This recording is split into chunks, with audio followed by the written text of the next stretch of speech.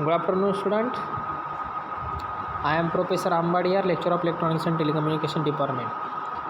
So today we are discussing the communication standard and its protocol. So last two lecture I have to also discuss here what was the communication standard that plays an important role to transferring data from one sender to another transmitter. So different modes we have to also discuss here. So transmitting data from one end to another end, that plays an important role. How it can be transmitted according to the modes. That modes will be nothing but half duplex communication, full duplex communication, simplex communications.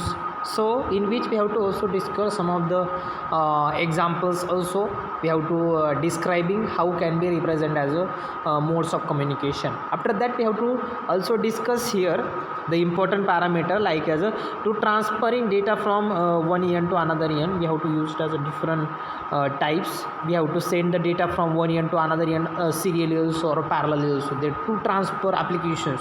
If we sending data in terms of serial, we have to providing more security, faster no faster, as long we have to communicate a long distance communication, that we have to important feature also. Or also one of the drawback that we have does not transferring data from one end to another end fastly, so that will be the speed, that is the factor are not achievable. But some of the we have to study that subject na embedded system, that we have to very useful communication for some embedded systems and some peripheral devices also. So after that we have to also discussing parallel communication also, that we transferring data from one end to another end, block of data simultaneously 8-bit also, or after that more than 8-bit we have to transmitting simultaneously. That's why I have to telling that transferring data from one end to another end parallelly, that speed will be higher as compared to our serial communication. That all things are also discussed last lectures also. Yesterday's lecture we have telling that some of the important concept, that is nothing but protocol. They plays an important role to transmitting data from one end to another end. So which is the protocols that plays an important role to performing some communication in terms of parallel communication also or serial communication also. So first, in every student we have in your mind that will be having some one question. So what is meant by protocol? So what is meant by the protocols? Protocols is nothing but there is one of the set of rules. Set of rules means that we have to giving some rules and regulation of data to transmit from one end also and receive for that one also, and does not any occurrence or does not any error or corrupted data for generated at the time of communication between the two devices. That was the protocols that plays an important role to transmitting the data. Is ज्यावेळेस आपण data transmit करतो त्या पॉन्समध्ये सर्वात जो important जे device आहे आपला जे चॅप्टर्स आहे कुठलं communication standard and it's protocol. तर ह्या फॉर्म्समध्ये सर्वात जो इम्पॉर्टंट पार्ट असेल काय, रूल्स आणि रेग्युलेशनमध्ये डेटा ट्रान्सफर झाला पाहिजे. तो तुम्ही सिरियली ट्रान्समिट करा किंवा तो तुम्ही कसा ट्रान्समिट करा, पॅरलल ट्रान्समिट करा. जर तुम्ही तो सिरियली ट्रान्समिट करताय तर ते रूल्स अँड रेग्युलेशनमध्ये पाठवण्याचं काम जी कन्सेप्ट असेल ती कुठली असेल तुमची प्रोटोकॉल्स. तर कुठले प्रोटोकॉल्स तर एस्टरडेच्या लेक्चरमध्ये ऑलरेडी आपण ते डिस्क्राईब केले किंवा ऑलरेडी स्टडी केले. 4 प्रोटोकॉल्स बघितले आपण सिरियल कम्युनिकेशनसाठी. पॅरलल प्रोटोकॉल्स आज आपल्याला बघायचे PCI आणि PCIX हे मोस्ट ऑफ द वे आणि most of the applications of embedded सिस्टममध्ये हे प्रोटोकॉल यूजडच केले जातात. आणि याच्यावरती काय याच्यात 2 मार्क्ससाठी काही येईल तुम्हाला एक शॉर्ट नोट येईल. What is mean by PCI, what is mean by PCX, describe it. That will have some question asking other MSBT questions paper. एकदम इम्पॉर्टंट आहे हा एक पॅरामीटर पण. तर आता ऑलरेडी लास्ट लेक्चरला मी जे प्रोटोकॉल्स बघितले ते सर्व सिरियल कम्युनिकेशनचे प्रोटोकॉल्स असतील तुमच्या. तर त्याच्यामध्ये आपण कुठला पार्ट बघितला आहे, CAN protocol, I2C protocol, SPI protocol, ESP protocol. Means that we have to perform some communication, that we have to perform some serial communication between the two devices with applying what was the master, what was the slave configurations, that we have to serial peripheral interface like as a USB based communication. Means USB RS two data असे वेगवेगळे स्टँडर्डचे applications आहेत. त्यातून data ज्यावेळेस transmit होईल आपला serially, तर त्यासाठी हे कसे इम्पॉर्टन्स आहेत, हे कसे काय कुठल्या ॲप्लिकेशनमध्ये यूज होतात, हे का बरं डिस्कवर झाले, कुठल्या सायंटिस्टनं डिस्कवर केलं. That was the part are also discussed for a last लेक्चरमध्ये. लास्ट लेक्चरला मी ऑलरेडी तो पार्ट काय केला आहे डिस्क्राईब. तर आजच्या लेक्चरमध्ये आपल्याला काय डिस्क्राईब करायचं आहे, parallel protocols. Parallel protocols means तुम्ही ज्यावेळेस डेटा सेंड करता at one end to another end at the time of to performing the communication between one embedded system or another peripheral devices such as our computers. म्हणजे तुमच्या computer आणि embedded सिस्टममध्ये ज्यावेळेस communication perform होईल, काही वेळेस तुम्ही कम्युनिकेशन इन टर्म्स ऑफ प्रिंटरच्या ॲप्लिकेशनमध्ये घ्या. प्रिंटरसाठी जास्त पोर्ट लागतात, ते पॅरलल पोर्ट्सचं कनेक्शन असतं. सायमल्टेनियस आपल्याला बंच ऑफ डेटा ट्रान्समिट करावं लागतं त्यावेळेस सगळं प्रिंटिंग ॲप्लिकेशन परफॉर्म करायचं असतं त्यावेळेस. तर त्या ॲप्लिकेशनमध्ये तुम्हाला काय लागतात, पॅरलल प्रोटोकॉल. म्हणजे पॅरलल कम्युनिकेशन जर तुम्हाला परफॉर्म करायचं असेल तर पॅरलल प्रोटोकॉल लागतील.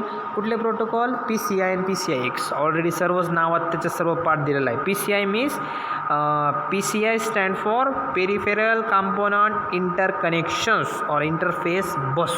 ही एक बस आहे, हे पेरिफेरल डिव्हाइसला इंटरकनेक्ट करते. तर फॉर एक्झाम्पल त्या बसेस कुठले असतील, तर फॉर एक्झाम्पल तुमचं कॉम्प्युटर घ्या. हे कॉम्प्युटर एक PCIचं एक्झाम्पल आहे. PCI बसचं तुम्हाला एक्झाम्पल ड्रॉ करा म्हटलं तर कुठलं एक्झाम्पल घ्यायचं, कॉम्प्युटर. तुमच्या कॅम्प्युटरला तुमचा माऊस कनेक्ट असतो, ती वेगळी कनेक्शन झालं.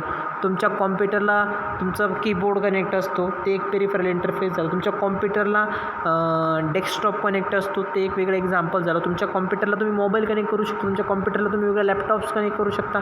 म्हणजे वेगवेगळे जे पेरिफेरल डिव्हाइसेस तुम्ही स्पीकर कनेक्ट करू शकता. तुमचा CPU थ्रू जेवढे ॲप्लिकेशन परफॉर्म होतील ते सर्व कसे कनेक्ट केलेत आपण, एका सिंगल बसला लॉट्स ऑफ डिव्हाइसेस कनेक्ट केलेत. म्हणजे तो कुठला झाला, PCI. म्हणजे एकाच वेळेस तुम्ही सर्व ऑपरेशन परफॉर्म करू शकता, पण कसे असतील ते पॅरलली असतील. Okay, PCI means peripheral component interconnect or interface bus. It is popular for higher bandwidth processor dependent which can be function as a peripheral bus. म्हणजे तुमच्या कशावरती डिपेंड असेल, तो प्रोसेसरच्या स्पीडवरती डिपेंड असेल. जेवढी तुमच्या प्रोसेसरची बँडविड्थ मोठी तेवढी तुमची PCI बस कशी चालेल, फास्टरमध्ये चालेल. म्हणजे PCI कशावर डिपेंड असेल, तुमच्या बँडविड्थवरती प्रोसेसरच्या. ओके, त्या कपॅसिटीवरती डिपेंड असेल. म्हणजे अकॉर्डिंग टू त्याची 32 बिटचा आहे का 16 बिटचा आहे का 64 बिटचा आहे 128 बिटचा आहे, according to that will decide the bandwidth of our processor. म्हणजे तो प्रोसेसर जो असतो, आपण एवढ्या बिटचा माझा PC आहे, तेवढ्या बिटचा माझा PC, म्हणजे जो काही रिप्रेझेंट करत असतो त्याची बँडविड्थ रिप्रेझेंट करत असतो. म्हणजे जेवढा बँडविड्थ जेवढी मोठी तेवढा डेटा स्पीड कसा असतो, फास्टर चालतो. कोणाचा बसचा, PCI. ओके, आता बघा, इंट्रोड्यूस बाय इंटेलने तर इंट्रोड्यूस केलं 90sमध्ये. 32 bit local bus extended up to 64 bit by processor it require. म्हणजे आपल्या रिक्वायरमेंटनुसार 90sमध्ये 32 बिटचा सर्वात मोठा होता, त्याने एक्सटेंड केला तो इंटेल कंपनीनं. तो 64 बिटचा होता. प्रेझेंटली आपण 64 बिट पण यूज करतो आहे. ओके, म्हणजे काय केलं त्याचा bandwidth instantly. It has high speed input output subsystem performance. म्हणजे तुम्ही तुमचा स्पीड वाढला वापरायचा. रॅम रॉमचं तुम्ही ॲप्लिकेशन जे सांगता, माझा PC खूप फास्ट चालतो आहे, माझा PC फास्ट चालतो, त्याच्यामध्ये जे बिटचं रिप्रेझेंटेशन असतं ते कसं असतं, 64 असेल तर आणखी फास्ट चालतो, 32 असेल तर थोडं स्लो चालतो. म्हणजे बँडविड्थ तुम्ही वाढवली, म्हणजे तुमचा काय वाढला, स्पीड वाढवला. म्हणजे PCIचं स्पीड वाढवलं तुम्ही. जी पेरिफेरल कॉम्पोनंट इंटरकनेक्शनची जी बस आहे त्याचा स्पीड वाढवला, जेणेकरून तुमचा काय पडतो, डेटा स्पीड वाढतो. ते एक इम्पॉर्टंट आहे, लक्षात ठेवा. हा पार्ट तुम्हाला राईट करायचं आहे थिअरीमध्ये. The PCI design to meet economically input output requirement of modern systems. म्हणजे रिक्वायरमेंट इम्पॉर्टंट असेल तुमची इनपुट आउटपुट रिक्वायरमेंट त्याची मॉडर्न सिस्टममध्ये. It support 10 input output devices and provide 3 types of synchronous parallel interface. ही एक एकदम इम्पॉर्टंट सेंटेन्स. ही support करायला इनपुट आउटपुट डिव्हायसेसला. ओके, ठीक आहे. ती जी डिव्हाइस असते ॲज अ इनपुट म्हणून पण तुम्ही यूज करू शकता, ॲज अ आउटपुट म्हणून पण तुम्ही यूज करू शकता. म्हणजे तुमचा जर समजा डेस्कटॉप कनेक्ट आहे तो आउटपुट म्हणून दाखवाल, तुमचा जर तुम्ही माऊस कनेक्ट करता तो इनपुट म्हणून दाखवाल, तुमचा कीबोर्ड ॲज अ इनपुट म्हणून दाखवाल किंवा आउटपुट म्हणून पण दाखवू शकतो. असे सर्व ॲप्लिकेशन्स तुम्ही त्या बसने परफॉर्म करू शकता. तर 3 टाईपचे सिंक्रोनस पॅरलल इंटरफेस तुम्ही काय करू शकता त्याच्यामध्ये परफॉर्म करू शकता. इट हॅज 2 व्हर्जन्स, 2 व्हर्जन्स आहे त्याच्यामध्ये. एक 32 बिटचा आणि 64 बिटचा. 34 बिटचा जो स्पीड असेल बँडविड्थ ॲप्लिकेशन थ्रू तो 33 मेगाहर्ट्ज असेल, आणि 64 बिटचा जो असेल PCI तो किती असेल, 66 मेगाहर्ट्ज, म्हणजे डबल असेल त्याच्यामध्ये. The data transfer rate synchronous in 132 Mbps and for asynchronous is 528 Mbps. म्हणजे दोन्ही पण कम्युनिकेशनच्या टाईप सपोर्टेबल असेल PCI. सिंक्रोनसला पण सपोर्ट कराल आणि असिंक्रोनस पण. सिंक्रोनसला किती स्पीडने सपोर्ट कराल 132 Mbpsने आणि असिंक्रोनसला कितीने कराल 528 Mbps. म्हणजे असिंक्रोनस कम्युनिकेशन मोस्टली यूज केलं जातं असिंक्रोनस कम्युनिकेशनपेक्षा. म्हणून असिंक्रोनसमधलं स्पीड पण कसं दाखवलं आहे त्यांनी एकदम हायर दाखवलं आहे. हे PCIचं आहे हां, लक्षात ठेवा एकदम इम्पॉर्टंट आहे. कुठले दोन व्हर्जन PCIमध्ये यूज होतात 32 64 बिटचे. त्याच्यात किती बिटचे किती फ्रिक्वेन्सी असते 33 आणि 66. आणि ॲप्लिकेशन मेन स्पीड काय असतो त्याच्यात दोन्ही सपोर्ट दोन्ही कम्युनिकेशन ला सपोर्ट असेल ते असिंक्रोनस कम्युनिकेशन आणि सिंक्रोनसला पण. सिंक्रोनसला असेल 132 Mbps आणि असिंक्रोनस असेल 528 Mbps. हा डेटा स्पीड पण सर्वांनी लक्षात ठेवा, नोट डाऊन करून ठेवा PCIचा. The PCI driver can access hardware automatically. म्हणजे ज्यावेळेस तुम्ही PCI सपोर्ट कराल तुमच्या PCला, ज्यावेळेस तुम्ही what ever use with through एखादा एक्सटर्नल कनेक्शन करताल ते ॲटोमॅटिकली कनेक्ट होईल. तर हे ड्रायव्हर्स ऑलरेडी ॲटोमॅटिकली डिस्कवर्ड किंवा ऑटोमॅटिकली असेंबल्ड की करण्याचं जे ॲप्लिकेशन आहे कोण परफॉर्म करतं तुमची PCI बस परफॉर्म करते. Okay, programmer can assign address म्हणजे इझिली तो असाइन करू शकतो. The automatic detection and assignment of addresses of various devices simplifies the addition and removal of the system peripheral. म्हणजे काही ॲड करायचं असेल काही रिमूव्ह करायचं असेल हे पण सर्व असाइन करण्याचे व्हॅरियस फॅसिलिटीज त्या आपण असाइन काय करू शकतो हा PCI बस इझिली परफॉर्म करू शकतो. हां, सर्वांनी लक्षात ठेवा एकदम इम्पॉर्टंट आहे. PCI design to support variety of microcontrollers microprocessor based configuration including single and multi-processing system. म्हणजे दोन्ही पण सिस्टमला प्रोसेसरमध्ये सुटेबल असेल PCI. सिंगल घ्या किंवा मल्टीप्रोसेसिंग तुमचा प्रोसेसर घ्या, दोघांना पण काय असेल कॉन्फिगरच होऊन जाईल कोण तुमची PCI बस. आता आणखीन एक त्यांनी PCI X एक प्रोटोकॉल दिलेला आहे पण तो काय एक्सटेन्शन प्रोटोकॉल असेल. जर आणखी काही फीचर्डमध्ये काही ॲप्लिकेशन आणखी ॲड केलं तर PCI ऐवजी PCI X पण तुम्ही यूज करू शकता. किंवा it is an extension of PCI bus and support 64 bit up to 100 MHz transfer. म्हणजे तुमचा स्पीड थोडा चेंज असेल 100 MHz पर्यंत तर त्यावेळेस तुम्ही PCI X पण बस यूज करू शकता extension. PCI X revise the double maximum clock speed. It improves the data exchange transfer between processor and peripheral. The exchange rate is 1.06 Gbps. म्हणजे डेटा स्पीड वाढवला तर त्यावेळेस 528 Mbps होता PCIमध्ये. जर तुमचं स्पीड वाढवायचं असेल काही एक्सटेन्शन डिव्हाइसेस वाढवायचे असतील डेटा ट्रान्सफर म्हणजे कम्युनिकेशन जास्त स्पीडने परफॉर्म करायचं असेल जास्त बँडविड्थनं परफॉर्म करायचं असेल तर त्या फॉर्ममध्ये तुम्ही PCI X ही बस यूज करू शकते का जेणेकरून ती कशी डेटा ट्रान्समिट कराल हाय स्पीडने डेटा ट्रान्समिट करा. त्याचा ट्रान्समिशन रेट किती असेल हाय असेल. डेटा एक्सचेंज रेट तो किती असेल 1.06 Gbps. हे कुठले असतील तुमचे पॅरलल प्रोटोकॉल असतील कुठले PCI आणि PCI X म्हणजे पेरिफेरल इंटरफेसची कम्युनिकेशन आहे कुठल्यामधलं तुमच्या कॉम्प्युटरमधलं आणि तुमच्या पेरिफेरल डिव्हाइसमध्ये कसं होईल किती स्पीडने होईल हे सर्व ॲप्लिकेशन कशामध्ये असतील तुमच्या PCI आणि PCI X. पुन्हा समजून घ्यायचं असलं व्हिडिओ थोडा मागं घ्या पुन्हा रिपीट करा. हे सर्व पार्ट्स तुम्हाला काय करायचं रिमेंबर ठेवायचे कारण की PCI आणि PCI X वरती काही शॉर्ट नोट 2 मार्काला काय केली जाऊ शकते ती विचारली जाऊ शकते. एकदम इम्पॉर्टंट आहे. सर्वांनी हा पार्ट काय ठेवायचा आहे लक्षात ठेवायचं. ओके, हा एक इम्पॉर्टंट पार्ट असेल. आपल्याला आता काही ॲडव्हान्स प्रोटोकॉल्स बघायचे ते आपण सिरियल बघितले इन टर्म्स ऑफ वायर्ड असतील किंवा वायरलेस असतील पण तुम्हाला आता सिरियल कम्युनिकेशन परफॉर्म करायचं आहे. मग सिरियल कम्युनिकेशन तुम्हाला कसं परफॉर्म करायचं आहे वायरलेस परफॉर्म करायचं. तर वायरलेससाठी आपल्या स्पेसिफिक प्रोटोकॉल्स आहेत का ते वायरलेस कम्युनिकेशन परफॉर्म करून घेतील. मग कुठले कुठले वेगवेगळे असतील त्याच्यामध्ये जिगबी असेल त्याच्यामध्ये ब्लूटूथ असेल त्याच्यानंतर IRDA असेल इन्फ्रारेड डिटेक्टरचं ॲप्लिकेशन असेल जे सेन्सरचे ॲप्लिकेशन परफॉर्म करतात अकॉर्डिंग टू टेम्परेचर सेन्सर असेल. हे most of the important application तुम्हाला जर परफॉर्म करायचे असतील तर सर्वात इम्पॉर्टंट कुठले कुठले प्रोटोकॉल्स आहेत हे 2-3 प्रोटोकॉल लक्षात ठेवायचे. हां, हे प्रोटोकॉल्स पण तुम्हाला विचारले जातील तर कुठले प्रोटोकॉल्स असतील हे ॲडव्हान्स सिरियल कम्युनिकेशनचे प्रोटोकॉल्स आहेत. ऑलरेडी मी तुम्हाला ते मेन्शन करून देतो. जिगबी हा Zigbee mostly the wireless protocol आहे. आणखीन एक बघायचं तुम्हाला ब्लूटूथ आणि आणखीन एक बघायचं तो असेल तुमचा तुमचा IRD. असे 3 प्रोटोकॉल्स हे तुम्हाला विचारले जाते ना.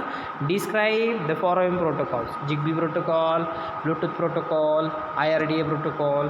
म्हणजे जिग्बी प्रोटोकॉलचे काही स्टँडर्ड आहेत आयडेंटिफाय करण्याचे, ते ऑलरेडी तुमच्या मोबाईलमध्ये युजेबल असतील. बघा आता ही डायग्रॅम दिसते सर्वांना, त्या डायग्रॅममध्ये ही जिग्बी वर्किंगमध्ये असतं. तुम्ही काही कंट्रोल करू शकता. हे डिटेक्शन्स असतं, सर्वांनी बघितलं असेल हार्टबीट पिक्चरमध्ये वगैरे, ते हार्टबीट दाखवतं. बघा कसं दाखवतं, तुमच्या हार्टच्या बीट कॅल्क्युलेट करण्याचं काम पण कोण करतं, तुमचा जिग्बी. ते एक ॲप्लिकेशन. टेलिकम्युनिकेशन वायरलेस जिग्बी नव्हतं. लाईट ऑन ऑफचे ॲप्लिकेशन पण जिग्बी नव्हतील. बिल्डिंगमध्ये लिफ्ट वगैरे असेल ते ऑटोमॅटिक चालतात, जिग्बी कम्युनिकेशनने परफॉर्म करू शकतो तुम्ही. ते डिजिटल ॲप्लिकेशन, रिटेलर असेल, एनर्जी सेविंगचे ॲप्लिकेशन असतील, तुम्हाला इनपुट द्यायचं असेल, इनपुट घ्यायचं असेल, होमचे ॲप्लिकेशन असतील, कंट्रोल ॲप्लिकेशन असतील, हे सर्व जे ॲप्लिकेशन्स आहेत हे सर्व ॲप्लिकेशन आपण एका जिग्बी जो काही प्रोटोकॉल आहे त्या प्रोटोकॉल्सनी काय करू शकता, तुम्ही परफॉर्म करू शकता. तर wireless, that is wireless sensor based application असेल हे जिग्बी. म्हणजे एक वायरलेस सेन्सर, तुम्ही म्हटले की सेन्सर वायरलेसचं ॲप्लिकेशन तुम्हाला माहीत पाहिजे. तुम्हाला जे प्रोजेक्ट बनवायचे आहेत फायनल इयरचे वगैरे, हे सर्व ह्या प्रोटोकॉलचं यूज करून बनवायचे आहेत. त्याच्यामध्ये एक तर जिग्बी यूज झालेला पाहिजे, एकदा त्यामध्ये ब्लूटूथ यूज झालेलं पाहिजे, किंवा IRD येतात. मोस्टली ज्यावेळेस मुलं प्रोजेक्ट वगैरे करतात तर मोस्टली जे प्रोजेक्ट असतात ते कशावरती असतात, तुमच्या या जिग्बीच्या ॲप्लिकेशनवरती असतात. म्हणजे जिग्बीवरती मोस्ट ऑफ द वे हे काय चालतात, प्रोजेक्टचे ॲप्लिकेशन चालतात. तर जिग्बी काय आहे, एक ॲडव्हान्स प्रोटोकॉल आहे. तो ॲडव्हान्स बाईस ॲप्लिकेशन कसा परफॉर्म करून घेतो, त्याला IEEE स्टँडर्डनी पण त्याचं आयडेंटिफिकेशन होतं. पण ते कसं होतं बघा, ऑलरेडी मी त्याचं पार्ट डिस्क्राईब करतो. काय, द जिग्बी और जिग्बी IEEE 80.15.4 हे स्टँडर्ड लक्षात ठेवा. हे स्टँडर्ड त्या इलेक्ट्रिकल इरेजर जे ॲप्लिकेशन आहे, जे काही ऑर्गनायझेशन आहे, त्या ऑर्गनायझेशनने त्याला स्टँडर्ड प्रोव्हाइड केलेला आहे. काय, IEEE 15.802.15.4. काही वेळेस ती नंबर वेगळी पण असतील, त्यावेळेस तो वेगळा प्रोटोकॉल असेल. 15.4 असलं काय असेल, तुमचा जिग्बी प्रोटोकॉल असेल. It is specification created for wireless networking. म्हणजे वायरलेस नेटवर्किंग जर तुम्हाला परफॉर्म करायचं असेल तर त्यावेळेस तुम्ही काय करू शकता, जिग्बी यूज करू शकता. आणखी काय सांगितलं आहे, it included hardware and software standard design for WSN wireless sensor network. Wireless sensoring तुम्हाला करायची असेल कोणाची, एखाद्या हार्डवेअरची, एखाद्या सॉफ्टवेअर हार्डवेअरची इंटरफेसिंग करून एखादा अदर डिव्हाइस तुम्हाला सेन्स करायचं असेल वायरलेस वेनी, तर त्यावेळेस तुम्ही काय करू शकता, जिग्बी यूज करू शकता. रोबोट बेस्ड जेवढे ॲप्लिकेशन असतील तर ते सर्व ॲप्लिकेशन्स कसे ॲप्लिकेशन असतात, जिग्बीचे application. For example temperature sensor असेल, तुमचा प्रेशर सेन्सर असेल, तुमचे कंट्रोल सेन्सर असेल, मोशन सेन्सर असेल, हे सर्व सेन्सर कुठल्या ॲप्लिकेशनमध्ये चालतात, तर जिग्बीच्या ॲप्लिकेशनमध्ये. रिक्वायरमेंट हाय रिलायबिलिटी, म्हणजे low cost, low power, scalability and low data rate. Data rate तर लो असतो त्याचा, पण त्याचं कॉस्ट पण लो असते, म्हणजे युजेबल असतो. ज्यावेळेस तुम्ही प्रोजेक्ट वगैरे बनवताल तर त्या ॲप्लिकेशनमध्ये तुम्हाला एकदम इझिली तुम्ही काय करू शकता, हा जिग्बी यूज करू शकता. हे जिग्बीचे ॲप्लिकेशन्स पण सम स्पेसिफिक असतील, म्हणजे कशी यूज करायचा, काय यूज करायचा, हा पार्ट पण एकदम इम्पॉर्टंट. तर आजच्या लेक्चरमध्ये तुम्हाला लक्षात काय काय ठेवायचं आहे, जे जिग्बी प्रोटोकॉल्स आहे, जे प्रोटोकॉल्स आपण बघितले, पॅरललचे 2 बघितले, PCI आणि PCIX, त्याचे थिओरिटिकल पार्ट लिहून घ्यायचा आहे. आणि जिग्बी जो काही प्रोटोकॉल्स आहे तो ॲक्च्युली ॲनिमेटेड वर्किंग कसं करतो, त्या ॲनिमेटेड वर्किंग्स तुम्हाला काय करायचं, यूट्यूबवरती व्हिडिओज वगैरे बघायचे. यूट्यूबवरती व्हिडिओ वगैरे तुम्ही बघितले जिग्बीच्या रिलेटेड, तुम्हाला सर्वांना लक्षात येऊन जाईल, हा नेटवर्किंगमध्ये जिग्बी वर्किंगमध्ये असतो बाबा. तो नेटवर्किंगमध्ये ज्यावेळेस तुमचा जिग्बी वर्क होतो त्यावेळेस तो वर्किंगमध्ये कसा असतो, तर स्टँडर्ड त्यांनी कसा रिप्रेझेंट करा, 15.4च का बरं, त्याचं स्पेसिफिकेशन कसं आहे, तो एक एकदम इम्पॉर्टंट आहे. एकदम इम्पॉर्टंट चॅप्टर आहे, तो सर्वांना लक्षात ठेवायचा. ह्या चॅप्टर्समध्ये सर्वात इम्पॉर्टंट पार्ट कुठले, कम्युनिकेशन स्टँडर्ड लक्षात ठेवायचं. कम्युनिकेशन स्टँडर्ड लक्षात ठेवल्यानंतर त्याच्यामध्ये जे कम्युनिकेशन परफॉर्म होणार आहे आपल्याला, ते सेट ऑफ रूल्सनी होतं, ते प्रोटोकॉल लक्षात ठेवायचे. म्हणजे काय, सिंक्रोनस असिंक्रोनचा डिफरन्स असेल, तुमचा कनेक्टर्स असतील, RS-232चे कनेक्टर्स, त्याला आपण DB9 कनेक्टर्स पण म्हणतो, मेल कनेक्टर असेल, फिमेल कनेक्टर असेल, त्याचे कनेक्शन्स वगैरे सर्वांनी लक्षात ठेवायचे आहेत. प्रत्येक पिनचं कॉन्फिगरेशन, प्रत्येक पिनचं कुठलं ॲप्लिकेशन ते लक्षात ठेवायचं आहे. ज्यावेळेस नेक्स्ट लेक्चर वगैरे होईल त्यावेळेस मी पुन्हा एकदा रिपीट करून देईल, सिरियल कम्युनिकेशनचे कुठले प्रोटोकॉल्स आहेत, पॅरल कम्युनिकेशनचे कुठले प्रोटोकॉल्स आहेत, वायरलेस कुठले प्रोटोकॉल्स आहेत, ॲडव्हान्स प्रोटोकॉल कुठले, जिग्बी, ब्लूटूथ, IRD. आता जिग्बी आणि IRD आपला जिग्बी ऑलरेडी एक्सप्लेन झाला आहे, आपला पॅरलचे ऑलरेडी एक्सप्लेन झाले. तर जिग्बीचे काय लागतात तो पार्ट मी तुम्हाला सांगून दिला आहे, नेटवर्किंगमध्ये कसं कनेक्शन्समध्ये असतो. ही डायग्रॅम्स वगैरे सर्वांनी लक्षात ठेवा, त्याच्या ॲप्लिकेशन ओरिएंटेशन सर्व डायग्रॅम्स वगैरे तुम्हाला काय होऊन जातील, लक्षात येऊन जातील. Okay, thank you.